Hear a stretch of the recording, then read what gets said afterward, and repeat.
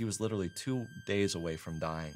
So this is a story where a 15-year-old boy was diagnosed with blood cancer, but he developed a flesh-eating infection in his lung. He wasn't gonna make it. So he has one request. He wants to go outside. And that's exactly what they do. And this was actually mind-blowing to me. After the second day, the infection is probably 60–70% gone.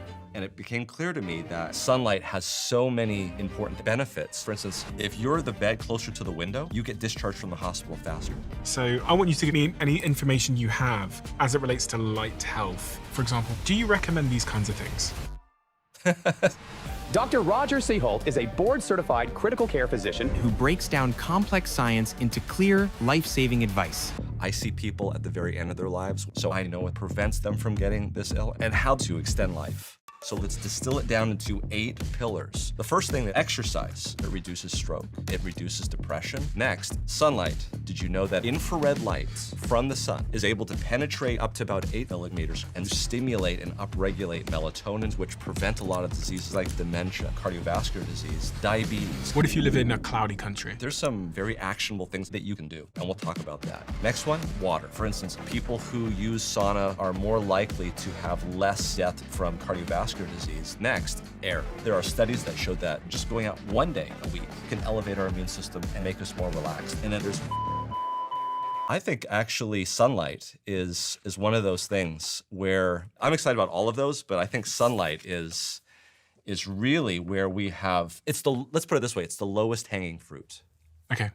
Explain to me why sunlight is the place where your focus is at the moment. It's a long trip that has gotten me to that. Okay. And I think part of it goes right through COVID. So as a critical care intensivist, when I heard that there was this virus that was coming, they all told us that it was going to be people with respiratory illnesses, which I was certainly comfortable with.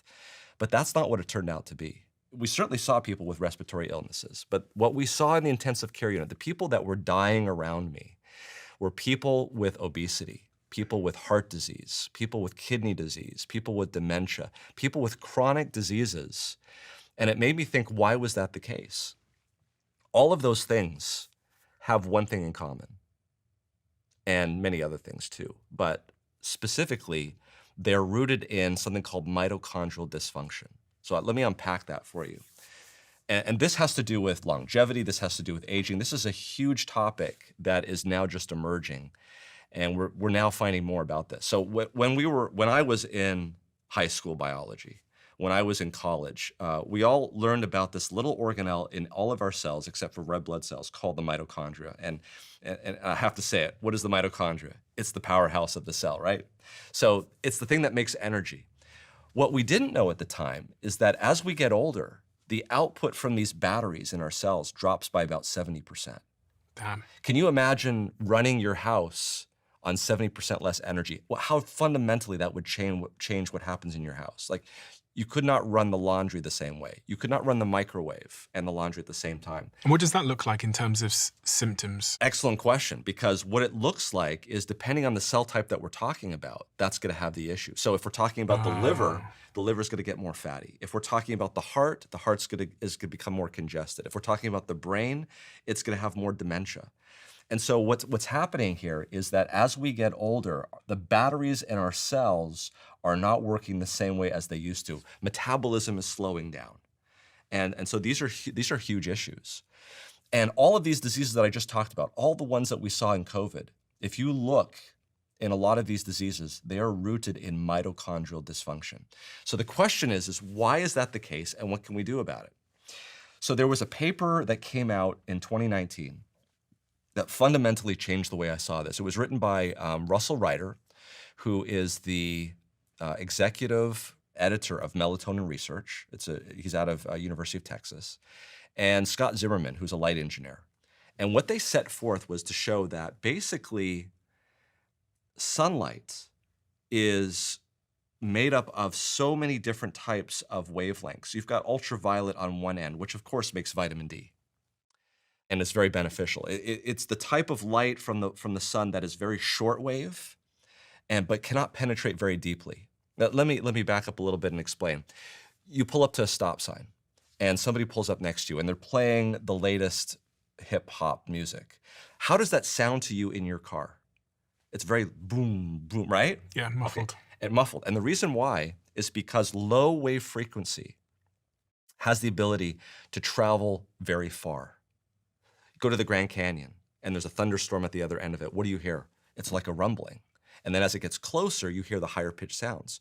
This is a fundamental physics principle.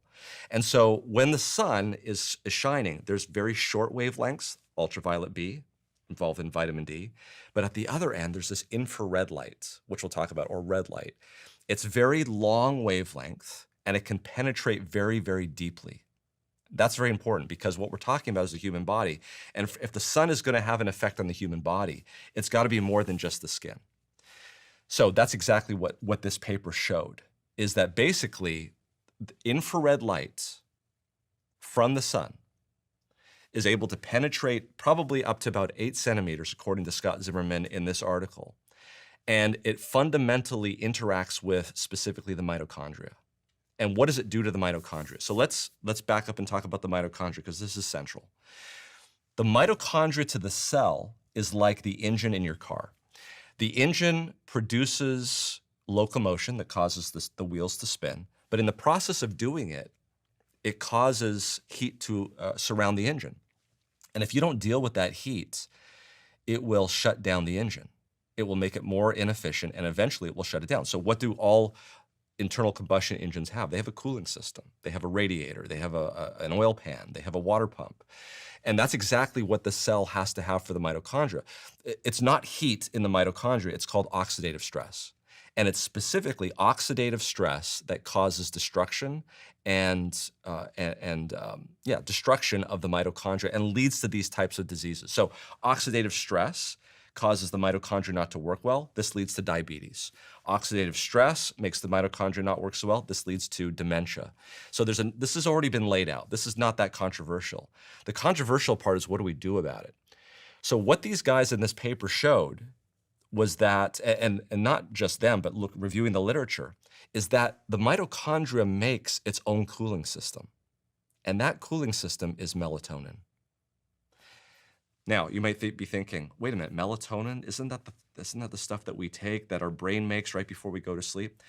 Yeah, it's absolutely correct. That's what happens. The problem is that this is not melatonin that's made in the brain. This is not melatonin that goes through the blood supply and goes through our blood and tells us it's time to go to sleep. This is melatonin that's made in the cell, in the mitochondria. And it's a powerful antioxidant that basically prevents the oxidative stress from occurring. What Scott Zimmerman and Russell Ryder showed and proposed in this was that basically the infrared radiation that's coming in to the body is able to stimulate and upregulate melatonin and a number of other factors that keep the mitochondria cool and can actually improve the energy output of the mitochondria. So this was actually mind-blowing to me. And I'll tell you why I resonated with this as a critical care physician, because there was 2 things that bothered me the most. Number 1, SARS-CoV-2 virus. When it comes into the body, it interacts with something called the ACE2 receptor. You may have heard about the ACE2 receptor. Okay, this is where the virus actually latches on to the cell and gets internalized. So what is this ACE2 receptor? Was this there for all of humanity just to be a receptor, or does it actually have a role? It turns out it actually has a role. And mind-blowingly, the ACE2 receptor is involved in mitigating oxidative stress. So in other words, it's another part of the cell's cooling system for the mitochondria. What's happening is that the virus, when it attaches to the cell, is basically eliminating that action. And so imagine you have a bunch of people with various different engines running at different temperatures, in other words. You've got some people with chronic disease, and we know their engines are running hot. We have other people who are completely healthy, and they're doing quite well. Their engines are nice and cool. They have no problems at all. Now imagine COVID comes, and SARS-CoV-2 is infecting everybody. What that tendency is to do is, because it's knocking out everybody's ACE2 receptor, which has the ability to cool down the engine, in other words, it's causing everybody's engine to run hot. right? So, but in other words, picture is this way: you're driving along in your car, and your thermometer is there, and all of a sudden there's this big hill that you have to climb called COVID-19. Who's going to make it over that hill, and who's not going to make it over that hill? The people that make it over the hill are those with great cooling engines whose temperatures are running great. The ones that don't make it over that hill are the ones that have the thermometer on their engine running hot. Those are the ones that poop out at the top and can't make it. And they're the ones pulled over to the side of the road with the hood up and the steam coming out of the engine. Do you understand what I'm saying? Of course, yeah. So this makes perfect sense to me why I wasn't seeing what they were predicting, which is these respiratory patients coming into the ICU. Who was I seeing in the ICU? I was seeing people with dementia, as we talked about, diabetes, kidney disease. These are the ones that were sick. The other thing that really hit me and resonated with this was, and this was not even controversial. We knew early on in the pandemic that people who came into the hospital and had higher levels of vitamin D did really well. They didn't die. They didn't have the same chances of dying. People who had low vitamin D levels, they had much higher chances of dying. So we would check these vitamin D levels. And so think about this. You're there at ground zero, and you're taking care of these patients, and you see this data over and over and over again, that vitamin D is very predictive of who's going to die. Obviously, what are you going to do? Even though this is an associative study, that association doesn't mean causation, you're going to be giving people vitamin D and try to get those levels up. The problem is that we gave vitamin D and it really didn't have much of an effect. So You gave it in supplement tablet form. when people would come into the hospital. Like this. Exactly. Just like that. In fact, I was supplementing myself. I mean, what have you got to lose, right? I already took my vitamin D tablet this morning. That's very hard to overdose, but it's possible. So Yeah. you noticed that it was Yeah. hard to treat people with vitamin D, but giving them a tablet didn't really do much. That's correct. Why? Well, this is what I believe is the fact, is we saw that people with high levels of vitamin D or normal levels of vitamin D did better than those that had low levels. I believe that was a marker of something else. In other words, people who had higher levels of vitamin D meant that they were out in the sun more. They were outside more than the people that had very low vitamin D levels. The people with low vitamin D levels were telling me these are people that were not getting outside into the sun. And so what's the real factor here? What's doing the heavy lifting? And I would propose, and Scott Zimmerman and Russell Ryder would propose, and I can tell you a number of other scientists that would agree with me on this, is that infrared radiation from the sun is causing an effect at the mitochondrial level in terms of oxidative stress, and that vitamin D was just the marker of who was getting the infrared light and who was not, who was going outside and who was not going outside. So when the sun is shining, for the most part, you're getting infrared light, you're getting the entire biological spectrum from the sun. We can go to the longest wavelength, which is far infrared, all the way to the shortest wavelength, which is ultraviolet B, okay, which makes vitamin D. So in other words, when you are outside in a natural environment, you're getting a very broad spectrum of light. And so because of that, if you're getting infrared light, you're also going to be making vitamin D. Yeah. You're getting both. Now, that can change because in the winter time, when the sun is lower in the sky, especially in England, this is a special issue at that latitude. When the sun is low in the sky, the light has to penetrate obliquely through the atmosphere.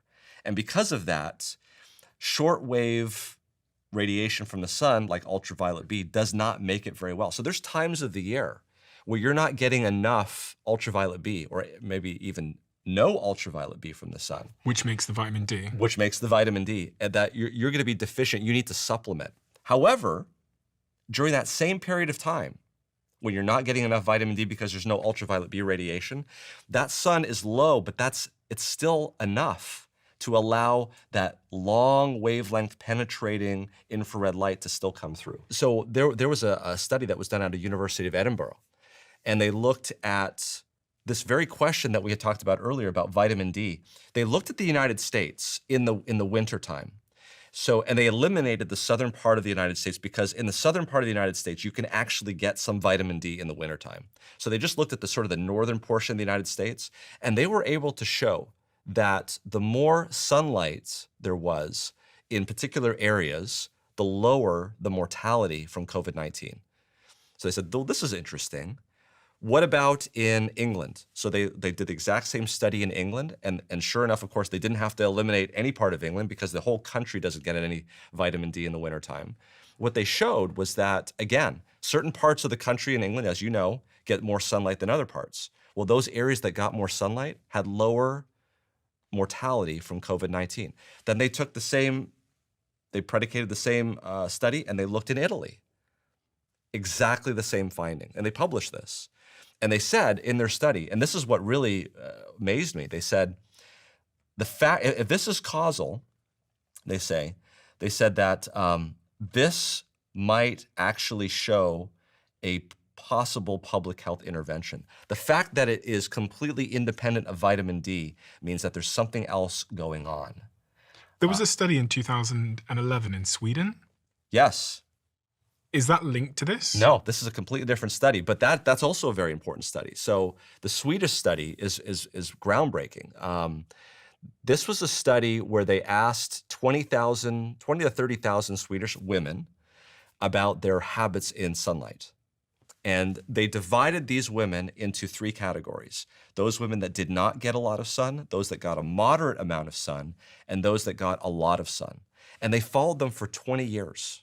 And they kept a track of each one that died and what they died of.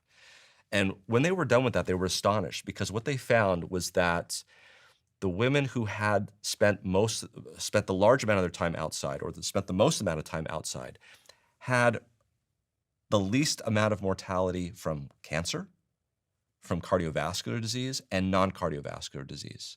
And those that spent the least amount of time outside had the highest levels of that. The magnitude difference between those two was so much that they were able to show that women who, in Sweden, who spent the most amount of time outside and smoked had the same mortality as those women that did not spend as much time outside and did not smoke.